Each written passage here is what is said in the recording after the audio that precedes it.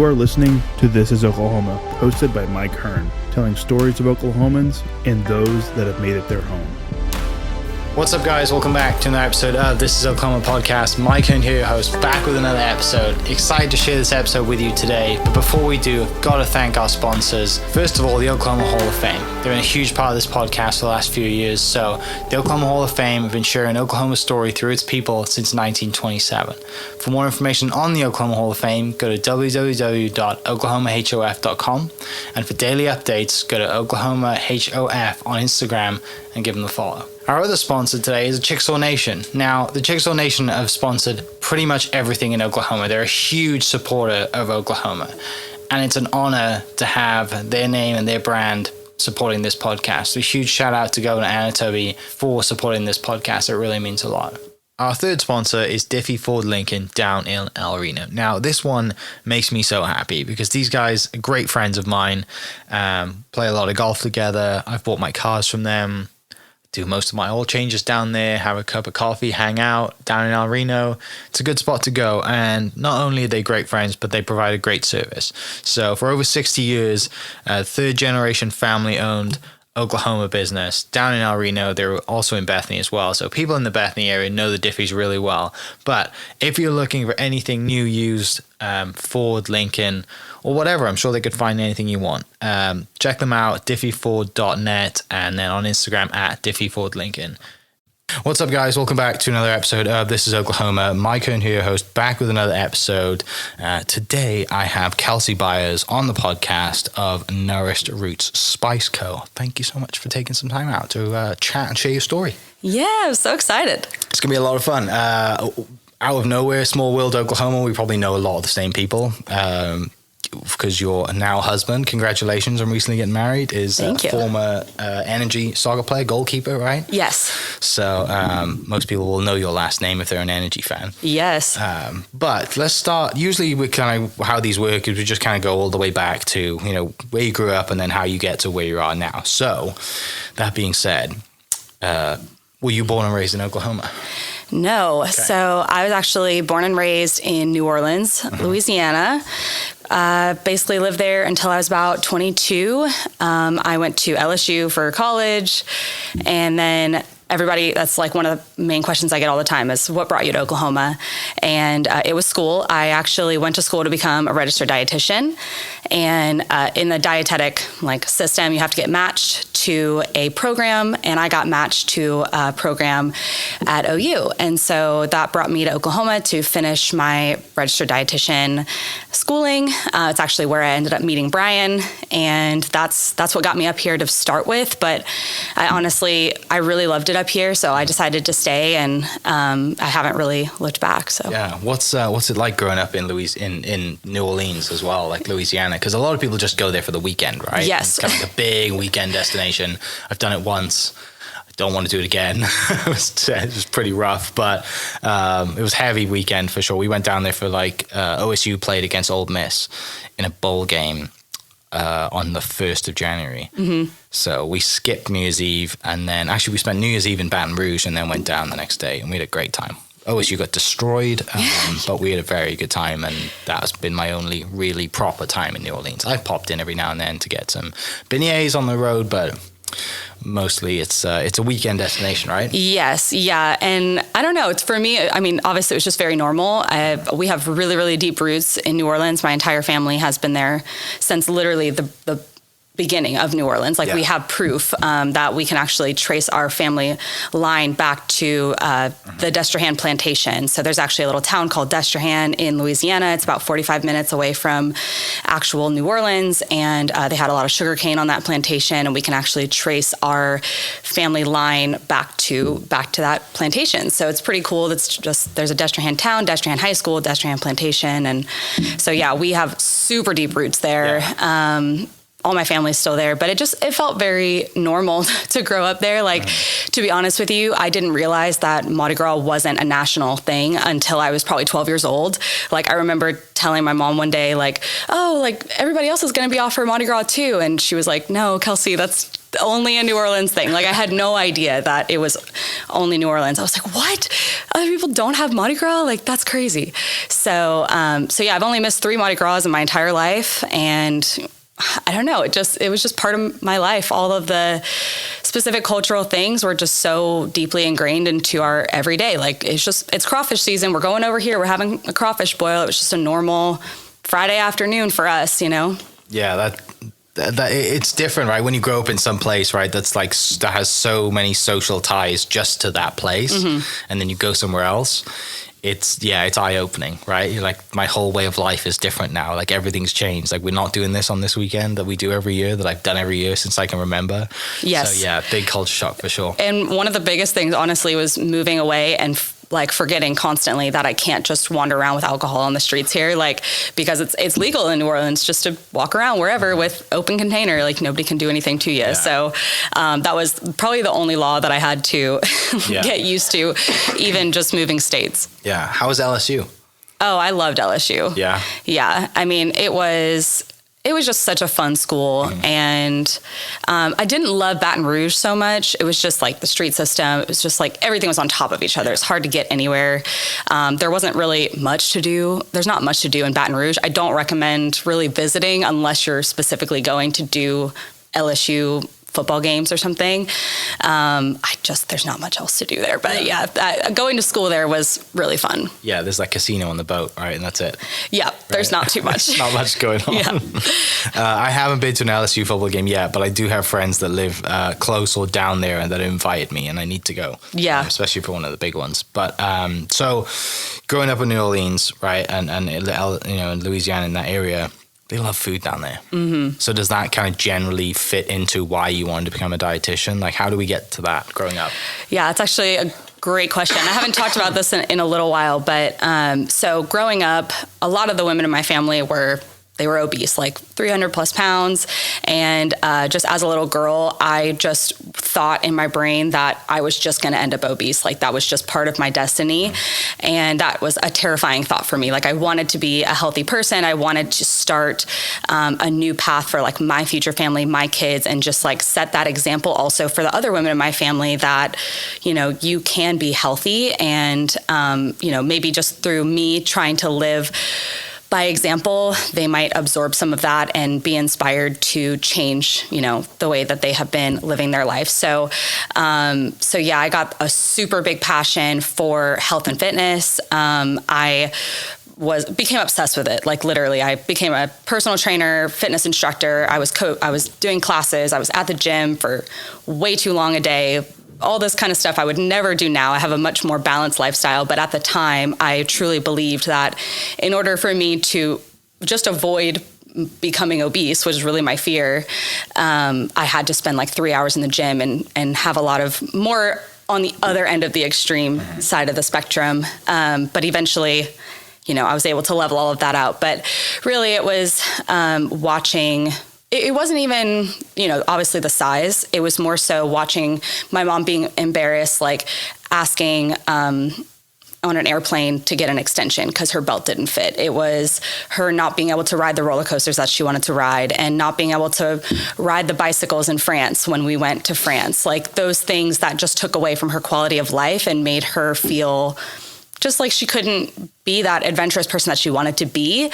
That's what really broke my heart. And so that was really what I was determined to try and change in my family tree. And so that's what sparked the whole health and fitness thing. That's why I went for dietetics. And that's where my love of all things food came from too. So yeah, because if you're working out that much, you can eat whatever you want. Right? Yes, you can to a certain extent, right? You can never outrun a bad diet, which my wife keeps reminding me. But I am like in my kind of like fitness journey. I can't stay steady, right? I'm either training for something or I'm not. Yeah. So probably, and this is a wild thing to compare myself to, but it's kind of like a boxer, right? A boxer's like one of the famous boxers from the UK is Ricky Hatton. And in his off season, he called himself Ricky Fatten because he just ate what he wanted to, but then obviously, went into deep training. I don't go into that much of training, but like I'm either on or I'm off, which is not good. All or nothing. Yeah, I need to kind of like find a happy medium. So I'll get there one day, I'm sure. But so playing sports a lot growing up, were you kind of really active before, like you thought, I'm going to be a fitness trainer and go to the gym? So I was a cheerleader. Okay. I actually really loved doing diving as well. So it was more like kind of gymnastics based. And my mom and dad, they put me in all kinds of sports. I tried softball. I think I played one game of soccer. I tried volleyball a little bit, but nothing really ever stuck for me. Did a bit of track, bit of cross country, but nothing was like something I was super passionate about. And then one day I woke up and just said, I want to learn how to do a back handspring. And so my mom put me in some tumbling classes. I got my back handspring probably in like 6th or 7th grade. And then from there, I tried out for cheer, and that was my passion through the end of high school. And then I was like, all right, I'm good. Yeah. Did you, when's the last time you did a back handspring? Have you tumbled recently? Yeah, I actually did an adult gymnastics class like 2 years ago because I just wanted to see if I could still do some flips. So my body definitely can. It's more so my brain that I'm like, it's just a fear thing. Like I just haven't done it in so long. So I could still do like round up back handsprings. I probably could still do like actual back flips, but it's more of a mental block and some aerials too. So yeah. You need to go to like a jump, like one of those trampoline jump houses or whatever to kind of get some confidence back, right? And yes. Or ball pits or whatever you call them, foam pits or whatever. I always see people do that and just think that is the coolest thing ever. But it's a big adrenaline rush. Yeah, and it takes a lot, especially when you watch and you mentioned LSU. Like LSU have been very good at gymnastics. I know they recently lost out to OU in the national championship. But LSU have been very good in gymnastics as well, right? So you've got that around, and it might not have been when you were there, but just seeing that, like that's when you watch gymnastics and they're on the mat and they're doing their performance, you're like, they looks like they're having the best time of their lives, right? And then they're just flying through the air. You're like, that's cool, right? There's something so special. And I think I feel really lucky that I did decide to go through the cheer process because there's a lot of gymnastics elements. But I think that really set me up well in my fitness journey because I have much better body control and I'm a very, very big power athlete even to this day. So I adjusted really well. I actually joined CrossFit and I did that for several years and I still love CrossFit. I just honestly haven't really found much time for it. But a lot of those skills translated really well there. And like the power aspect of Olympic lifting is just like one of my favorite things. And it's like comparable to how I used to feel whenever I would tumble. Okay. My brother's a big CrossFit athlete. I'm not. I've had friends try and get me into it and I'm like, I'd just rather go do some bicep curls or run. I can run like long distance. That's fine. It's funny you say that because a lot of people have said that, right? A lot of people similarly have gone from, either, gymnastics to CrossFit or something similar into CrossFit because of that same feeling. And I get it. I mean, when you go to watch CrossFit competitions, like it's a pretty cool atmosphere to be around. It's team mentality, even though be out there being an individual, your gym is there supporting you. So I agree. I see a lot of cool things happen from it. I would just break ankles and wrists and everything else. It can be a frustrating sport if you don't have something that's like a basis to get you started on. I could definitely see that. Yeah. So when you then go, you said you did cheerleading up to high school. When do you decide? I know you mentioned that kind of the story. Did you decide very early on to go to dietetics, or was it kind of like, hey, I see this all around me. Now I get to go to university. What should I do? Oh, no brainer. Let's do this. Yeah, I was not one of those people that changed my major a million times. I literally went into LSU as dietetics as my major, and I never looked back. So I really enjoyed I'm good at science. There's a decent amount of math actually involved, but mostly sciences. And I just found it so interesting and I learned so much. And it's like really set me up for what I'm doing now. And I don't know. It was not a second thought for me. I was like, I know this is what I want to do. Something about food and something about nutrition is really where I need to be. Well, and a lot of people and your why is a big buzzword, right? And what's your motivation and the reason that you do things? And clearly, just hearing you talk for 13 minutes now, it's just like, your why is because your family, right? You wanted to change the kind of course of the family dynamic going forward and show that, I don't have to be like everybody else. I can do this. And it's a lot of pressure, right? But also like you've got a lot of support as well. And that like I can do this. It's like you said, it's simple math and science. It's not, like rocket science, right? It's just like, okay, break it down as simple as you can. Don't eat less calories than you burn or whatever it is. But as you can tell, I'm not huge into that stuff. But my wife does count her macros every now and then when she's training. So I get it. She was walking around with a little scale and I was like, what are you doing? Yeah. Yeah, the whole macro counting thing is it's a job. Yeah. So then when you get your assignment, I guess, to come to OU, what's going through your head at that time? Like you're kind of been home this whole time, right? Growing up, you're in university, you're close-ish to home, right? An hour away, roughly. Yeah. And then you're like, you know what? I'm going to Oklahoma from LSU. Like, talk me through that. Yeah. So I did look at a lot of places. I applied kind of all over the country. I did apply to 2 local ones, but the way that it works is that you actually have to rank what you prefer first. Okay. And it's like after you have all these meetings with the different people, it's kind of like if they rank you and you rank high on both lists, then that's where you match. And I actually ranked Oklahoma as my first pick. And just the reason was because I just thought that the program was going to be really great. I really liked, the guy that was leading the whole program in my interview. And I very much could have put the local places first, but I felt like I needed to get out. And it wasn't for any specific reason. It was more so like, obviously my family's amazing. I had amazing friends down there, but I just had this like weird feeling inside of me that was like, I am not going to be able to reach my potential if I stay put, because this is very comfortable. And while I would still probably be just fine at the end of the day, I think that getting out, I could really discover more of who I am, especially because at the time I was only, 22 years old. I'm still very young, still a developing adult. And I felt like it was just that chapter where I was on this cliff of like, where or this fork in the road, like, could I stay comfortable? And then your life takes a whole new path. And because I chose to leave, I truly believe if I would have stayed, I never would have become an entrepreneur because things would have been too comfortable. And I never would have had that extra push to take that leap. Because nobody in my family has been an entrepreneur. Nobody would have encouraged me to do that. And through me finding my own life, creating my own life, I just had a lot of these like, screw it moments. Like, I'm just going to do this and I'm just going to believe in myself and keep pushing forward. And so it's been a cool change. It's good. I mean, to have that like insight at such a young age, right? And to say, you know what, I'm going to leave. And if worst case to worst, I can always come back. Right? Exactly. Like, but just to have that was it's probably really cool, as well as, technically, I say technically, you're in the medical profession, right? So you have a lot of doctors and people doing all that pre-med stuff. They're already like going all over the country, right? Yes. So that kind of helps too, that you're like, it's not just me. I've got a support group around me that are showing you that, you can do this. Yeah, it can be done. Because you're all kind of having those similar conversations, right? And then you get to match day and you're like, oh, great, I'm going to OU.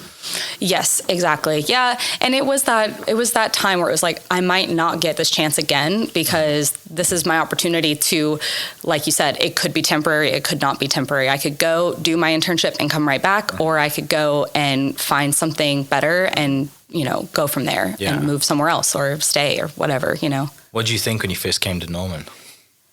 So I didn't have to go to Norman. I went to OU Medical. Oh, yeah. Yes. Okay. So I was actually in Oklahoma City. I lived in Bricktown when I got here. And it was so funny. I literally shipped myself a mattress and I drove up here in my Sentra and whatever could fit in my Sentra. And I knew nobody. I had no friends, didn't know anybody coming to this program, and just moved like that. And that was like still one of the best things ever.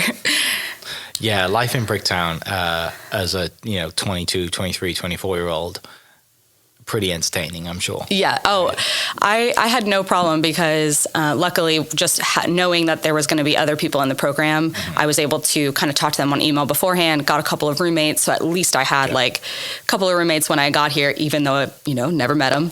And yeah, we had our first day on internship and all like that night we all went out. So it's like, it didn't take long to make some friends. Yeah, that's awesome. So when you get here, how long is like the course then? Is it like a master's 2 year? Like how does that go? No, so it was only a 9-month course. Okay. Yeah, so normally in dietetic internships are about a year.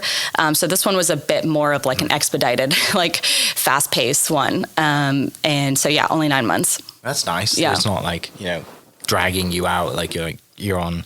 And then during that, you mentioned it's an internship. So you're on, you're working with real people, right? You're Yes. working with people going through issues, and like you're kind of thrown in the deep end at that point, putting all your training into actual work. Yes, yeah. So you're on location, you're rotating. So you do medical, or you do clinical rotation, food service management rotation, and community rotation. So for I was mostly at OU Medical for my clinicals and food service management, which was the cafeteria side of the hospital. And then for my community rotations, you work with like WIC and just any kind of nonprofit food, like SNAP, all of those kind of governmental programs. And you go like week to week and you kind of just bounce around. So really fun. I really enjoyed my whole internship. Yeah. You mentioned, WIC and SNAP, like the whole, and the regional food bank do a lot of stuff here. Like it's eye opening when you go with them through that stuff, right? It's heartbreaking because you're like, when you grow up and you kind of oblivious to kind of food poverty, I guess. And just kind of simple things like, we did kind of went through a year class with the regional food bank and learned so much. And like the thing that shocked me the most was like kids had never, there was an example of one kid that had never had a real peach. They always thought peaches came from cans. Wow. And you're just like, it's heartbreaking stuff, right? But again, it comes through, there's obviously a lack of money for food, but then going forward, it's the education side of things as well, which you get to help with. Yes. Being dietetics and going into that. So, I'm sure every day you're like, I get to help people. It's pretty epic. It doesn't, Yes. It kind of warms the heart a little bit. Yes.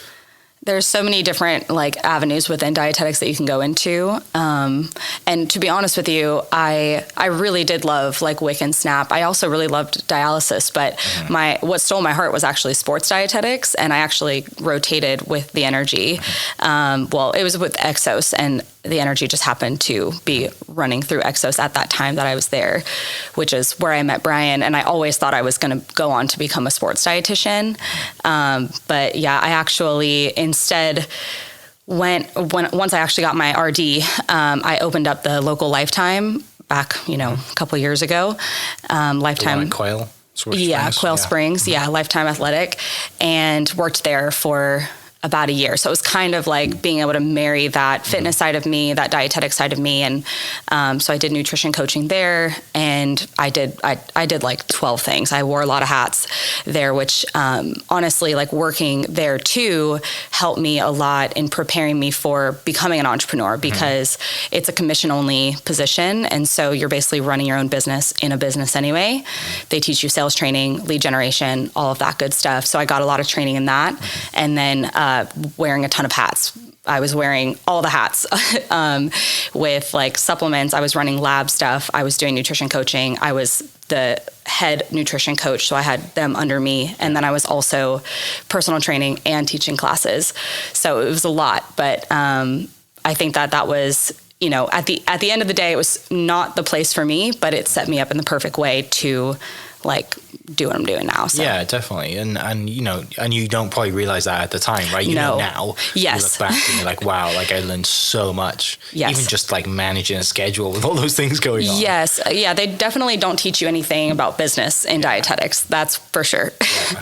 So does this then lead into you starting the spice company? Like what time does that happen? And then where does the idea come from to be an entrepreneur, when you mentioned that no one in your family is entrepreneurs? Yeah. So, basically, whenever I was at Lifetime, because it was commission only, at the beginning it was great because it was a lot of hype around it. And then after about a year, I personally was tending to get rags and riches kind of paychecks. So, being fresh out of college, I was really starting to just build my own savings account, and I couldn't really afford to have rags and riches paychecks. I didn't like it. It didn't sit well with me. So my thought was, how can I at least help myself level this out? And so I was like, I'll get a little side hustle. And there was a local family who came into Lifetime, and they had moved here from Boston. And in Boston, they had a girl that cooked their meals for them, kind of like family style meal prep. And, I asked her, I was like, if you don't mind, how much did you charge for that? Or how much did you pay for that? And when she told me, I was like, I can do that. I can cook. Yeah, I can do that. So that was kind of my solution to, helping even out my paychecks. And so it was really genuinely only for that reason. And then word quickly spread that I was cooking for people. So I had a full-blown meal prep business. And once my meal prep business started to, get to a certain level, I was actually able to quit Lifetime, which essentially allowed me to have all of the time in the world to start to work on my business. So I did not have the spice idea until about, I don't know, maybe a year after I was meal prepping. So yeah, I really started my whole entrepreneurial journey through cooking and meal prepping. And then it was honestly a lot. It was a lot of work. I didn't really love destroying my kitchen constantly. That was not really fun for me. And while I knew I could cook well, I was like, this is not necessarily sustainable, long term. How am I going to scale this? And so I just had this idea because I was already making my own spices for the meal prep, specifically a lot of Cajun, a lot of Mexican spices. I started making Moroccan food and Indian food, and I realized, hey, I have this little kind of cultural cuisine theme happening here with my spice blends. I don't see why I couldn't just expand on this idea and start bottling them, because not everybody can afford a dietitian or a private chef, but most people can afford a $6 or $7 spice blend. And so, I put together my little idea. I hand printed all the labels at home, hand bottled them at home, was running to Winco once a week to grab bulk spices and bottling them. And that was really fun. But I quickly, again, was like, all right, this is not sustainable, bottling constantly and running around like crazy just to get the product produced. And so, I went from hand bottling for about a year, and 3 months into it, I realized this is not sustainable. Literally, I was like, this is not sustainable. I need to figure out a better way for this. And that's when I started working with a manufacturer behind the scenes, getting my account set up, looking at samples, getting graphic designer, doing the labels, all that stuff took time. And so in the meantime, I was bottling to get through the finish line. And then by the next farmer's market season, I had a fully manufactured product, which totally changed the game for me. Yeah, that's massive. Yeah. Right? Takes so much stress off you. Oh my gosh. You find a packer or a co-packer that does all that work. Mm-hmm. Are you part of Made in Oklahoma? I'm part of the program, not the coalition. Okay. Mm-hmm. Yeah, that's confusing. Yeah, right? there's a difference. I'm not sure what the exact differences are, but. And then so the farmers markets were basically just kind of your big place to sell, other than referrals and friends through the meal prep business? Yep. Yeah. So that was honestly, Scissors Hill Park Farmers Market is what proved to me, it's what proved to me that I have a product that people want. Yeah. Because it's one thing for your mom and your best friends to buy your product and a few, random people online, but to go and see it in person, how well received the product was, and to have return customers, I was like, wow, I really have something here. And that's why I was like, all right, I need to find a manufacturer as soon as possible. Yeah. I mean, looking back, from just, I'm going to be, in dietetics, do you ever think that I'd be doing meal prep, or I'd be doing, all this stuff? What, when you started dietetics, did you think you'd be doing? Where would you think you'd be working, and what was the ideal position starting?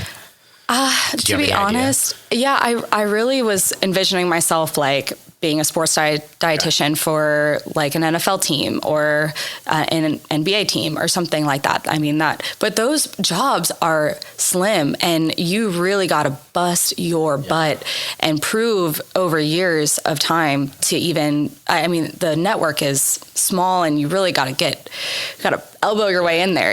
And I didn't realize that at first. I just knew I had a passion for people who wanted to live an active, healthy lifestyle. And I knew I was passionate about that in my own life. So I was like, naturally, I'm going to work in sports dietetics. But then once I kind of saw how difficult it actually would be to get in there, and really at the end of the day, a lot of dietitians are very type A, and it's very numbers based and it's very exact. And I don't really have that kind of personality. I knew that when I was surrounded by all these other dietetic students that were crazy about their assignments, and I was more like laid back and chill about it. I was like, why y'all stress it out? So I don't know. I just am a bit more of a creative spirit. And so I think that, yeah, my path is very random. Like my life has been very random to get me to this point. But it, like looking back, like you said, it's like all these little pieces have set me up to do exactly what I'm doing now. When you look back, it makes sense. But at the time, it's like, ooh, opportunity, yes. Yes, right? Like, exactly. Which is, again, like one of the things I kind of stress to people, and one of my big kind of things is that, you know, you don't know what you like doing unless you say yes to a bunch of stuff, right? Yes. It's not like, oh, I'm, you know, like for me, like I don't like olives. We talk about food, right? I am quite a bland eater. I come from the UK, shocker. We don't like a lot of food other than like, and I'm not a big spicy eater either, but I do like some Indian food because the UK has the best Indian takeout in the world. 100%. But like, I'll say no to a bunch of foods because I just don't like the look of it, right? But, and that kind of translates into you know, saying no to any opportunity, right? Because you if you just said no to, I'm not going to travel, I'm not going to try and go across country and go to a different school, you wouldn't be here, you wouldn't have met Brian, you wouldn't have got into the energy thing, you know, like you just, all of these things and like the domino effect of that, right? And you could have got here and you said, no, I don't like it, I'm going back to LSU. Totally fine.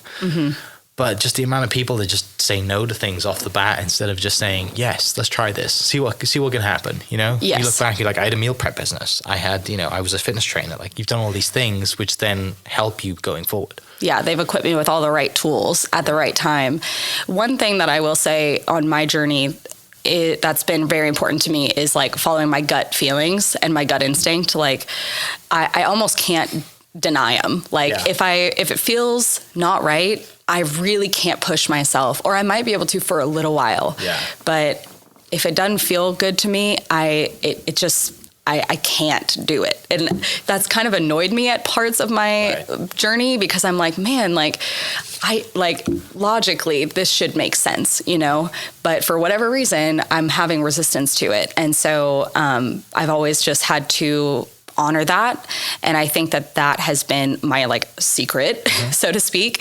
I don't know where it comes from, but it's never really led me wrong. Yeah. And so I continue, especially in my entrepreneurial journey, because there's no blueprint. There's nobody there telling me what to do or what's the next best move. And so I rely on my gut instinct a ton to get me where I need to go. Is there any things that you know, to kind of jump on top of that, is there any things that like you did try and you're like gut saying, no, you're not good at this, but you tried to force it and then eventually we're like, I probably shouldn't do this, probably should have listened to myself? Or any ideas that you tried that you're like, it's not with it? Yeah, I don't know. I've had a few different ideas. I'm the idea queen, I will say. And I think that is a pro and a con because it's a pro because I never run out of ideas, but it's definitely a con because the ideas can be a distraction.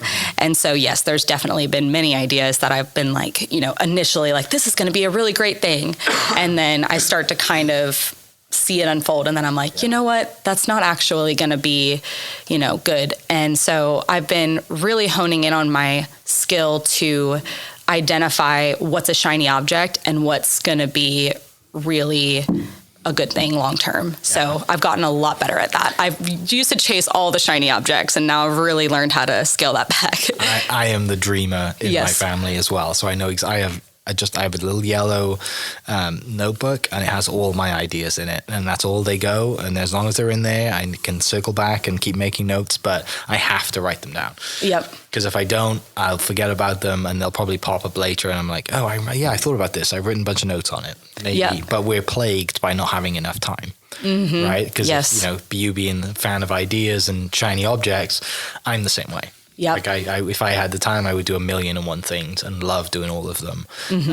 Sometimes we don't have enough money to do things. Sometimes we don't have enough time. Sometimes it's both. Yep. But yeah, it's but I enjoy life that way. Like, it's super exciting. It is. Right? Every day can be different because of that. Mm-hmm. I agree. I would struggle in an office working 9 to 5. Oh my gosh, me too. Just couldn't do it. I couldn't either. So back to the business then, right? So you kind of got your co-packer, right? Or you're packaging people. You're off to the races. You're going to the farmers markets now, kind of fully prepped with, I'm doing this. Mm-hmm. Where did it go from there? Was this last year? With the farmers market? Mm-hmm. I mean, after you got the labeling. After the labeling, so you okay. kind of fixed that problem of this is now sustainable. Where does it go from there? So my next move was I want to get into a store. And this is actually really funny. So this is adorable looking back on. I'm like, get all dressed up because I'm a businesswoman, and I run out to the Conscious Community Co-op, which is out in Edmond on Waterloo. And I had a conversation with this woman on the phone, and I told her about my product. Basically I just start cold calling. That's my strategy. Yeah. And, I talked to her on the phone, and she was like, yeah, I'm interested. Bring some over. And I thought she meant like samples. So, but I had my car packed full from the manufacturer. Like, my whole car was full of product. And I drove over there with my samples and gave them to her. And she comes out and she was like, oh no, sweetie, I think you misunderstood me. I want to buy your product like right now. And I was like, oh, okay. Like, I have some in my car. I was like, come on. And she comes out to my car, and I open up my trunk, and I was like, oh, what do you want? And she was like, all of it. And I was like, I'm sorry, what? All of it? I was like, this is all I have. I have a farmer's market. I was like, I didn't know what to do. And so I told her I couldn't sell her all of it because I had a farmer's market to go to. And then I told my dad about it later, and he was like, you should have sold all of it to her. And I was like, but I just didn't know what to do. I was like in a predicament, whatever. So anyway, that was the story of how I got my first ever storefront, and they bought the entire line. She wanted everything in my car. It was crazy. And then I took my friends out to dinner that night. I was like, I've got this, Balling big time. I was I have this mastered. And of course, that was the first experience, and that is not how they all go. But yeah, from there, my biggest focus was, continue the farmers markets. I actually hired a couple of girls to help me run farmers markets. So I would multiply those markets, started doing Scissortail and Edmond at the same time. And then last year I did Norman for a bit, as well as the public market. So sometimes we're having 4 to 5 events at a time. So I'd have girls all over the city. And that was a really exciting step. And just, for me, finding people, it's been interesting because, I know a lot of small business owners, and a lot of them struggle to find people that want to work for them. And so it's been such a cool experience and a blessing to have girls just reaching out to me being like, can I come work for you? And, I feel like that just speaks a lot to the product. Like, they have a lot of passion for the product and the business that I'm building. And they've been with me now for 3 years. And so that's been a really big blessing for me. That was a big goal of mine too, to just have at least some kind of employee. But yeah, really the focus has been last year. Last year, the focus was be out in the community as much as possible and wholesale. And so, I was doing a lot of cold calling in the middle of the week, a lot of cold emails, just following up with people and delivering everything myself, mailing things out. That was the focus last year. So, yeah. It's exciting then. Yeah. Going into this year and this season of, I guess now we're starting to kick off, right? With the weather's getting better, farmers market season is starting to kick off. Yes. Which is exciting. So before we started recording, you mentioned a potential rebrand or a rebrand that's coming soon. Let's talk about it. Why have you decided to rebrand, and what's the direction? Yeah. So essentially, since I've already kind of told you my story, whenever I opened my LLC, Nourished Roots Co., I did not have this spice idea in my head at all. And so I just decided to name it that because I thought maybe I'd do some meal prep. I thought maybe I'd do some nutrition coaching. So I wanted some kind of nourished, whatever. And to be quite honest with you, people don't necessarily connect the brand name with the product. Mm-hmm. And a lot of people just don't even know what my company name is. Mm-hmm. And for me, I want to take this nationwide. And if I'm going to do that, I need to make sure that the brand name makes sense. Mm-hmm. And so everybody only knows me as the Spice Girl. Even other vendors, they don't know my business name. Makes so much sense now with the sweater you have on. Yes. I was like, she loves the Spice Girls. No, Yes. now it makes sense. Yeah. No, literally the vendors and customers, they don't know my business name. They go up and ask people, where's the Spice Girl? Where's the Spice Girl? Yeah. And so I got named that from the customers, and people would be like, well, what's your actual name? I'd be like, don't worry about it. Spice Girl. It's just Spice Girl's fine. I'll respond to it. Yeah.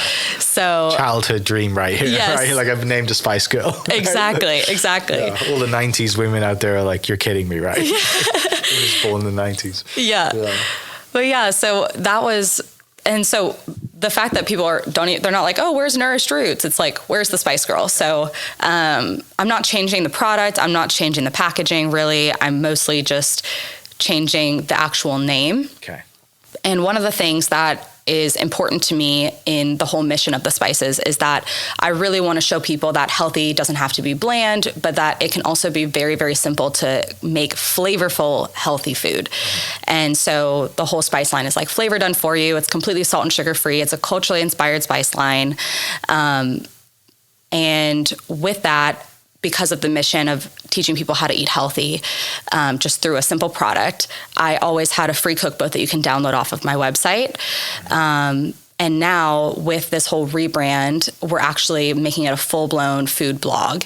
And so you can sort it by spice. You can go on and we're going to constantly have new recipes coming out. It's going to allow us to do a lot more with our marketing as far as social media and email marketing, because we're not always having new products coming out, but we can always have new recipes come out, new cooking videos, and that just adds value to the product for the consumer, and we can continue to put out more and more content that's going to help with our overall mission of the spices. Yeah, that's super exciting. Yeah. I love it. I love the fact that, like, you know, it's, and I talk to business owners a lot, right, on the podcast, and I never get tired of seeing people get just elated and jazzed up about something they're doing, right?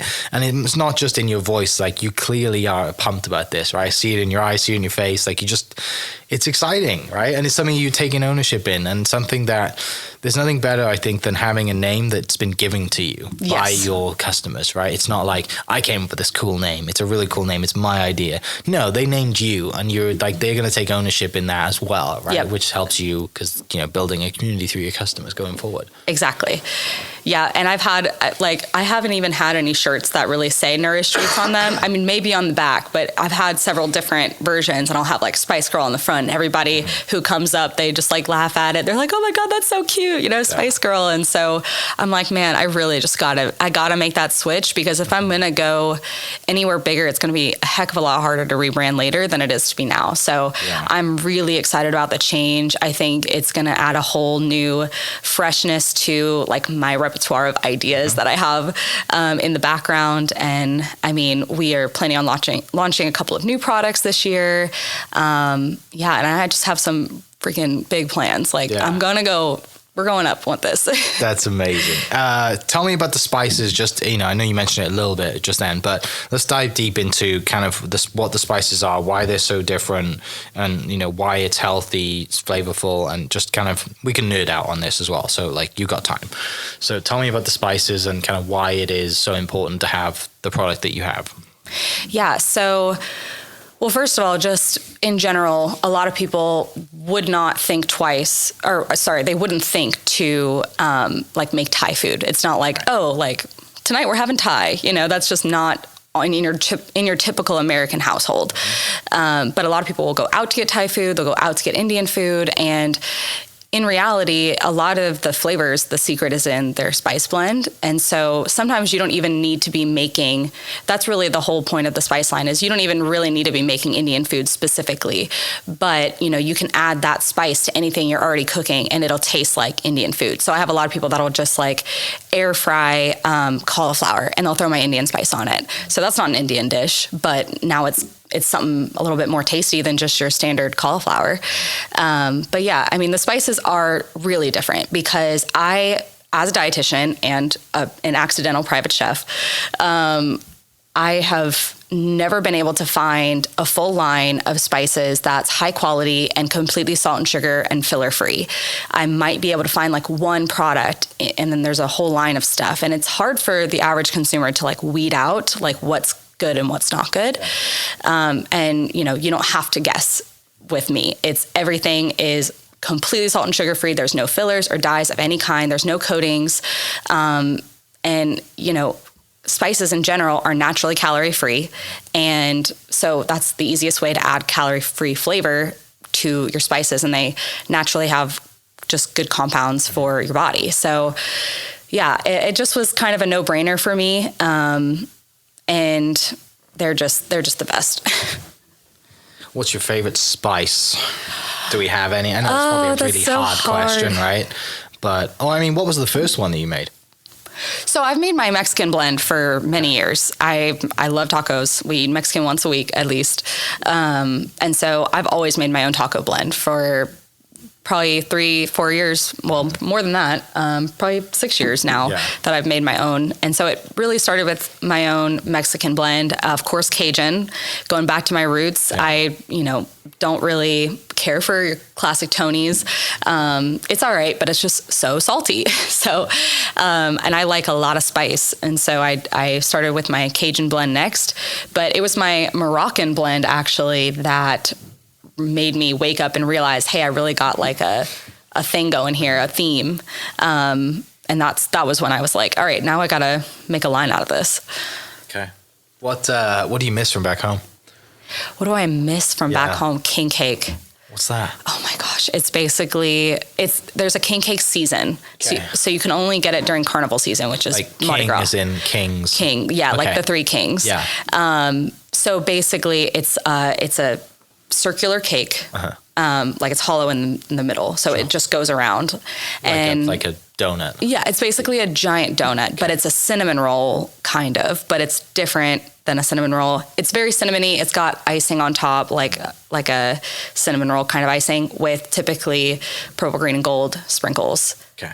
And you just need to try it. Yeah. And there's a baby hidden inside. And if you get the baby, you have to buy the next king cake. That's how it rolls. That's the tradition. Yeah. So that's like a big family thing then? That's just a New Orleans. New Orleans in general. Mm-hmm. Okay, and there's always a baby inside. Always a baby. Can you buy these king cakes at like stores and stuff too? Yeah, you know what? I actually saw them at Uptown Grocery last year here locally. So around like Mardi Gras time, you can actually usually find a king cake in some like specialty. And they put a little baby in it too? Yep. Okay. Yeah, a little plastic baby. So you got to watch out, choking hazard. But you know, honestly, not all king cakes are created equal, but king cake is still good regardless. Yeah. What do you like most about your business? The customers.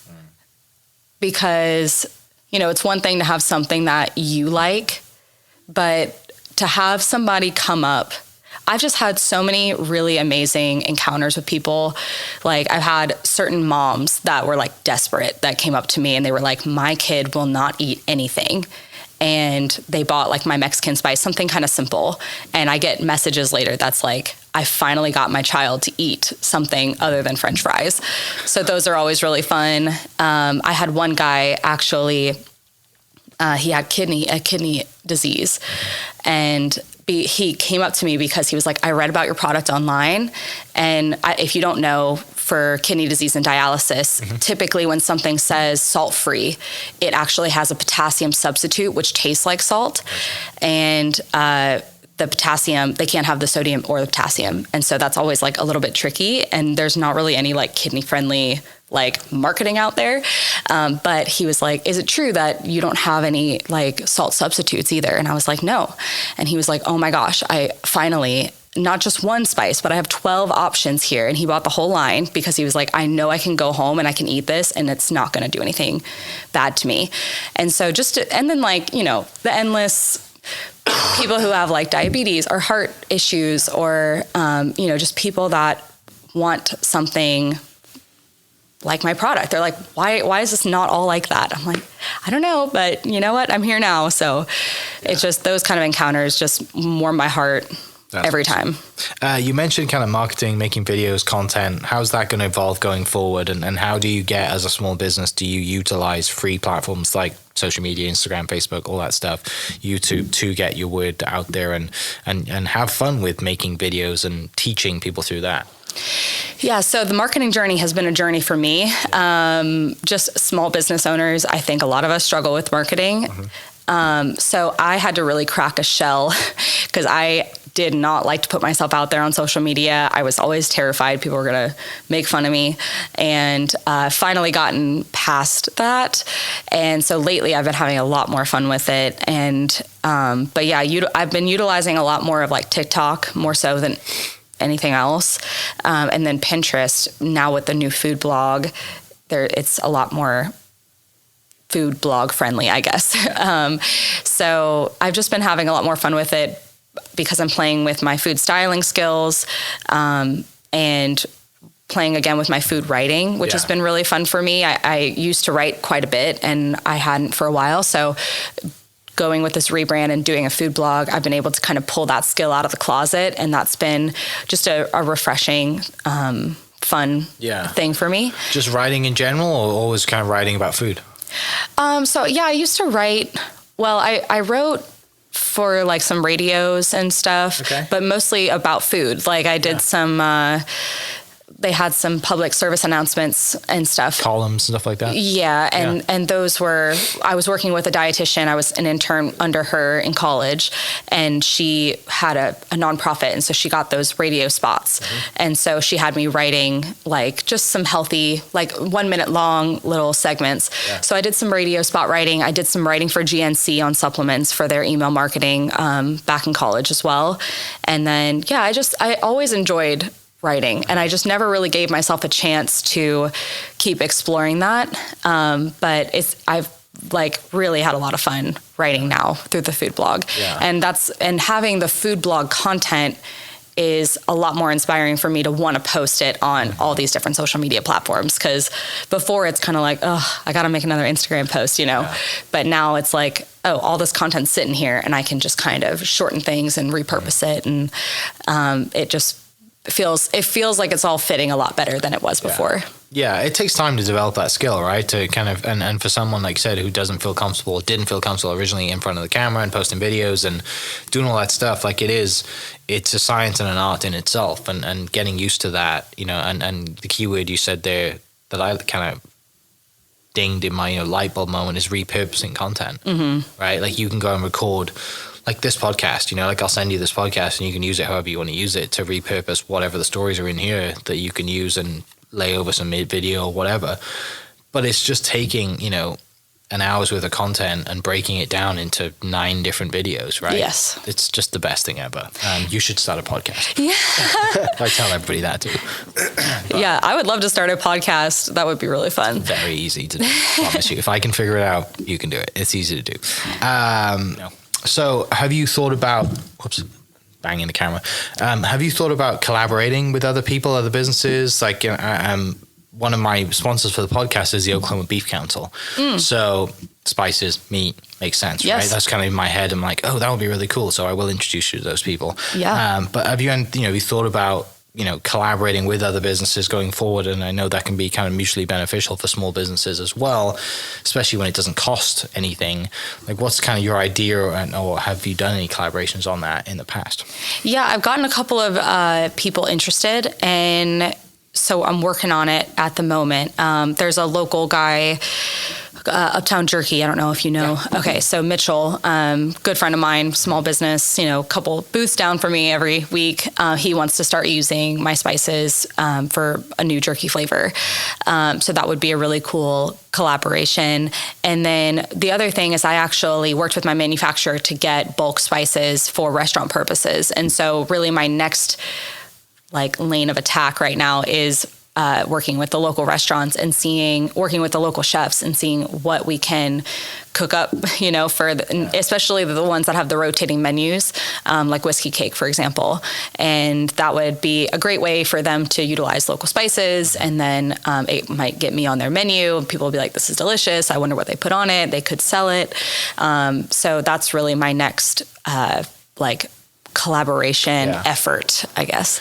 That's good. And the good thing is there's a lot of local businesses around, and the farmers markets are stocked with people that you can just, when you have time or you have employees doing your booth, you can wander around and say, hey, let's figure this out. Let's do something together, and, kind of helps everybody. So just takes time. You know, Yes. it's like no shortage of people around to talk to. Oh, absolutely. So finishing up, obviously the rebrand is coming soon. Rebranding into the Spice Girl. Is that how we're going to go? Like that's It's going to be the Spice Girl Kitchen. Okay. Yep. So it'll be the spicegirlkitchen.com. Okay. And that's where you'll find the food blog, and then all of the spices are going to be moved to the shop there too. Okay. But for people, if this podcast goes out before that happens, where can they go to now, I guess? So right now you can find me on Instagram at Nourished Roots Spice Co. And then we also have the website nourishedrootsco.com. That's where you can, message me through the website. But eventually whenever the rebrand does come out, name, right? Yeah. So, and for a while I'm going to have it to where when you go to nourishedrootsco.com, it'll automatically redirect you to the Spice Girl Kitchen. And then if you're already following me on Instagram, it'll just change the name there. So that'll be easy. Okay. So I will put that link in the description. You guys can go to that, follow Kelsey's business there, and go buy some spice. I'm going to send this to my wife because she does all the shopping for us. If I did the shopping, we'd probably just eat bland chicken and rice every day with maybe some vegetables. We'll see. But thank you so much for spending some of your time, some of your day sharing your story. It's awesome. I love it. I love the motivation behind it. I love the why. I'm sure family's super proud of you. You're an Oklahoma transplant like me, so I get that. Yep. And also I have some personal connections to dialysis and kidney stuff as well through family members. Okay. So I totally get when you talk about that as well, because that's a bit of a minefield. Thank you so much for coming down. For people listening, I will post the links in the description, and we will catch you next episode. Cheers. Hope you guys enjoyed that great episode. Thank you so much for listening. As always, huge shout out to our sponsors, the Oklahoma Hall of Fame, sharing Oklahoma story through its people since 1927. For more information on the Oklahoma Hall of Fame, go to www.oklahomahof.com and follow them on Instagram for daily updates at oklahomahof. Our other sponsor, the Chickasaw Nation, amazing sponsor. They do amazing things for the state, and they're always sponsoring something in Oklahoma. They're a huge supporter of Oklahoma, and without their support, we wouldn't be able to do what we do. And our third sponsor is Diffie Ford Lincoln down in El Reno. Now, this one makes me so happy because these guys are great friends of mine, play a lot of golf together. I've bought my cars from them, do most of my oil changes down there, have a cup of coffee, hang out down in El Reno. It's a good spot to go. And not only are they great friends, but they provide a great service. So for over 60 years, third generation family owned Oklahoma business down in El Reno. They're also in Bethany as well. So people in the Bethany area know the Diffies really well. But if you're looking for anything new, used, Ford, Lincoln, or whatever, I'm sure they could find anything you want. Check them out, diffieford.net, and then on Instagram at diffiefordlincoln. Thank you for listening. Thank you for listening. We are inspired by those around us and hope that you are too. Make sure you subscribe to this podcast on your favorite podcast platform and leave us a review so we can keep telling your stories. For more great Oklahoma content, follow This Is Oklahoma on Facebook and Instagram.